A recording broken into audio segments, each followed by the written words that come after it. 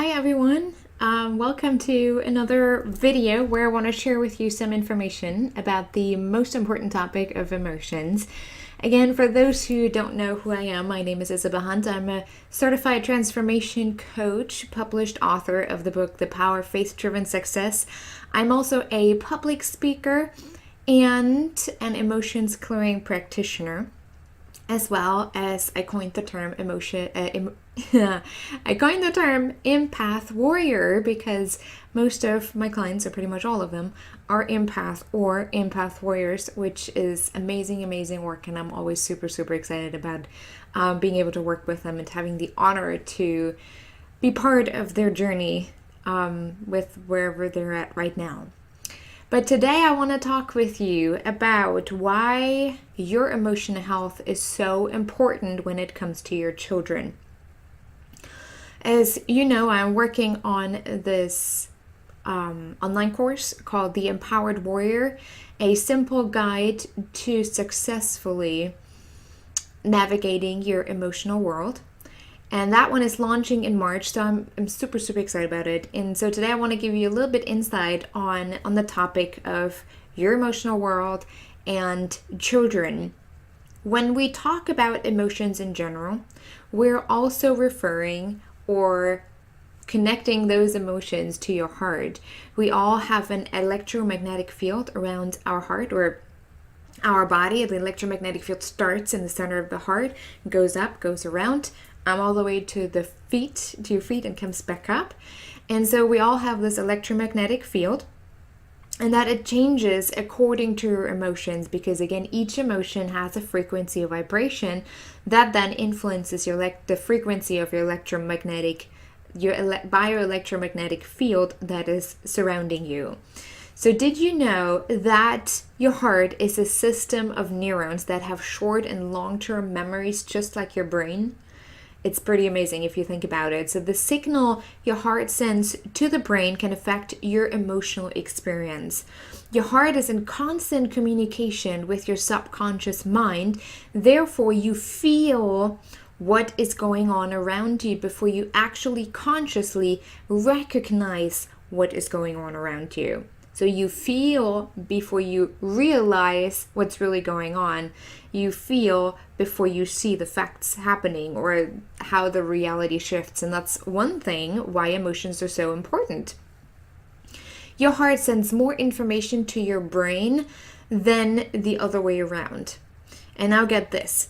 A mother's brain waves can synchronize to her baby's heartbeat and even outside, in and outside, within and outside the room. Like when you carry the child, your brain waves can synchronize with your baby's heartbeat, but that continues even outside the room when you have your child close by, because you have this very special bond. So even your child's heart and therefore their emotional world affects your own brain waves and therefore how you experience life. And that counts for the other direction as well. So whatever you experience emotionally affects their brain waves. And then that changes how they feel. This explains why there is a special bond between mother and child. And obviously you can learn more about that at Heart Math Academy. They're really awesome. But when I read that, I was like, oh my gosh, that is amazing how our bodies really work and how we're all connected. So from a metaphysical perspective, we know that with everything you feel, you're sending out a certain vibration. Everything, again, is a vibration, and that influences your own body frequency as well as the frequency of those around you.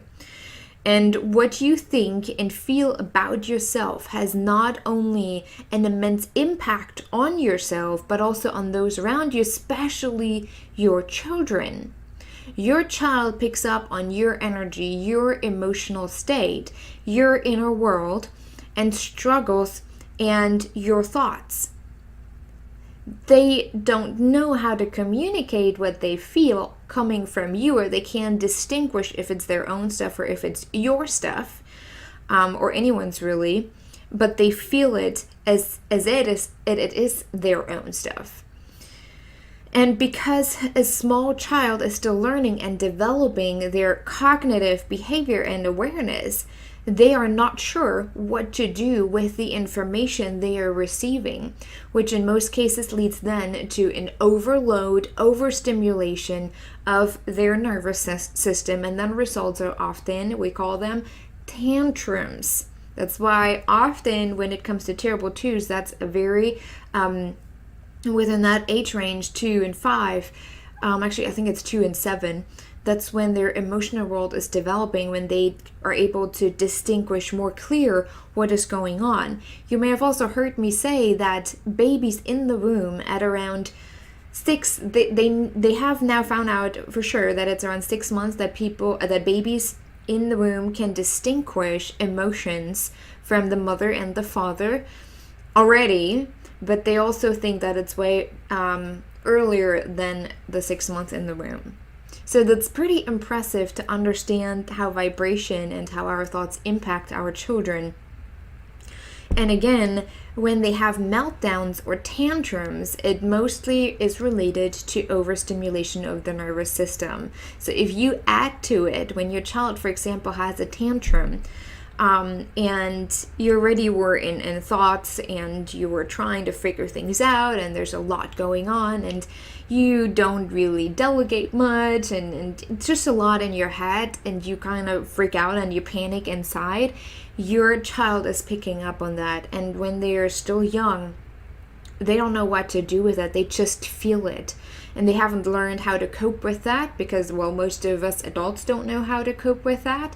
And then they go into overload and blackout, and then they're like, well, I'm done, I need to get it out somehow. And then they just have a meltdown or a tantrum, or they get totally hyper and don't know what to do with the energy that they're receiving. It is, and this is why, like, I know it about myself. When I'm feeling really stressed about something, or I'm just really in thought and I'm trying to figure something out, every time my son is interrupting me, it's just like, just let me figure it out, just leave me alone.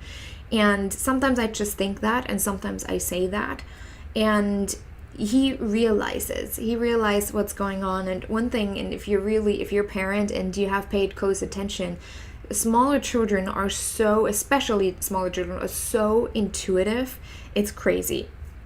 And for example, my son and I, we're a pretty good team, and when I feel stressed, or when I am stressed, feeling stress is not an emotion. You will learn more about that actually in the course.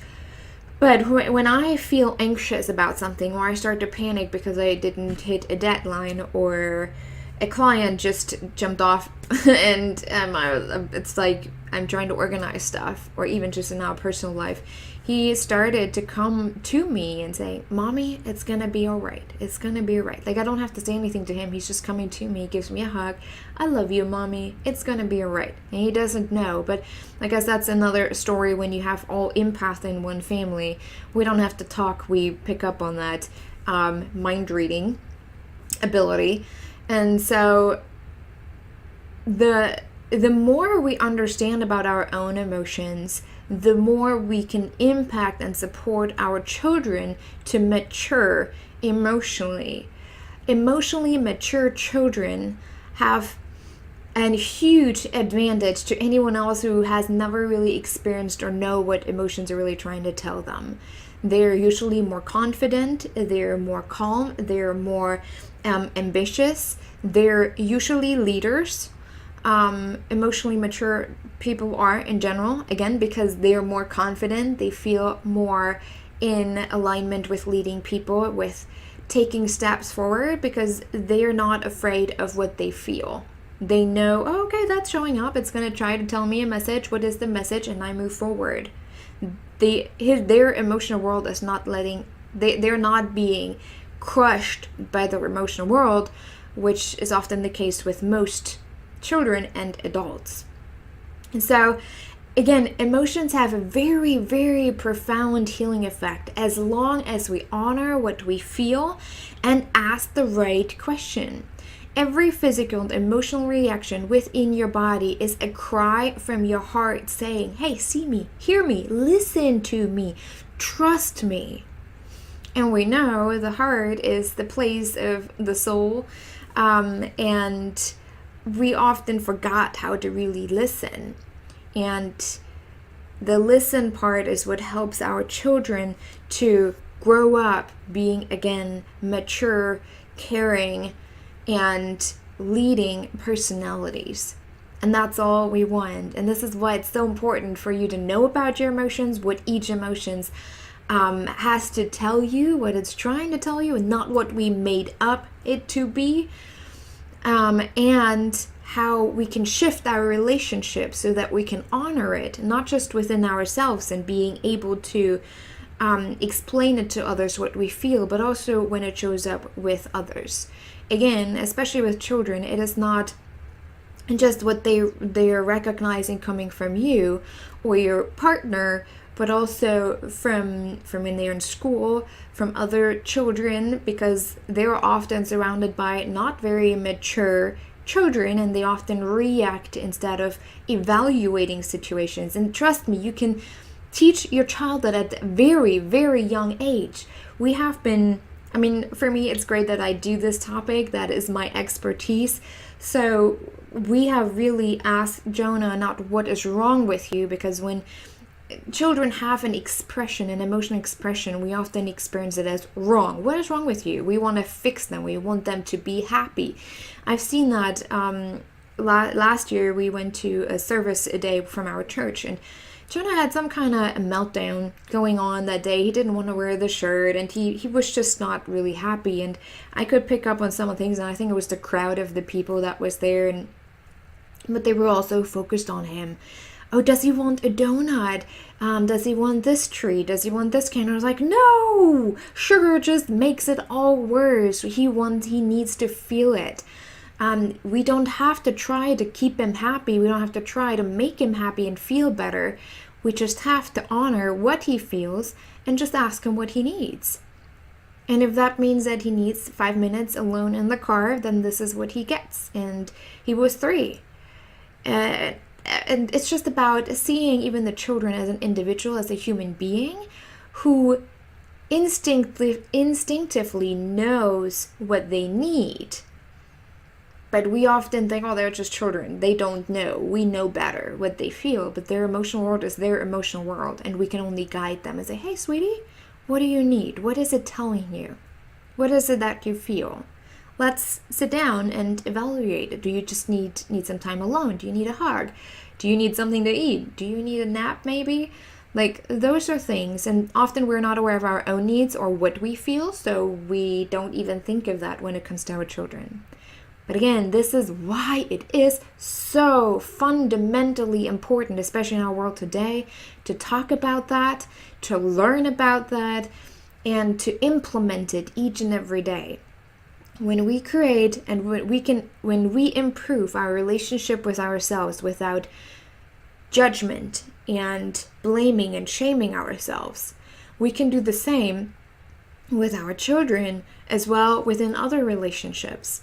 And that's why emotions are so important, at least to understand the meaning of it. And that's why I want to get you all excited about this course coming out in March. I know you will love it. It's simple. It's questions to ask yourself every time something shows up. It tells you how to identify some of the emotions, what to do with the information you're getting. It is simple. It's implementable. You can use it right away, but I'm not saying it doesn't work, because you will have to create awareness. You will have to implement what you learn, otherwise it won't make a difference. We have created a relationship with emotions that is hurting us today. But that means because at some point, in some way, we have created definitions about certain emotions, we can change that and we can relearn the true meaning of our emotions. And that's actually funny. This morning I was listening to radio, and apparently some kind of medications that is not just helping, or that is helping you with headaches or something, is now has been studied on emotional pain. It can help you with your emotional pain. And I just said in the comments, like, no. We're creating robots by numbing everything we feel and go through. And sometimes we just have to acknowledge the up and down, just like your heartbeat. It goes up and down. It keeps you alive. And the same as with emotions. We can't constantly be happy. That's exhausting. Again, if you constantly be happy, like your heartbeat, dude, it's flat. It's a flat line. That means you're dead. If you're constantly on the lower vibrating end, that also means that eventually you're dying. You're killing your body off, because everything your body needs a break every now and then. If sadness, like everything has a meaning. I'm telling you, it all makes all sense when you work through it and when you understand each meaning. So I hope that helped you to be a little bit more aware of your emotional world and how that affects your children, and how you can support your children in small ways to see them grow up as mature, emotionally mature people and human beings. All right. I hope you enjoyed that. If you did, please share, comment, like, all the fun stuff that you can do, because I think this message needs to be heard by many, many, many, many, many people, and to relearn. But yeah, thank you so much for listening, and again for sharing, and I'll talk to you guys soon. Bye.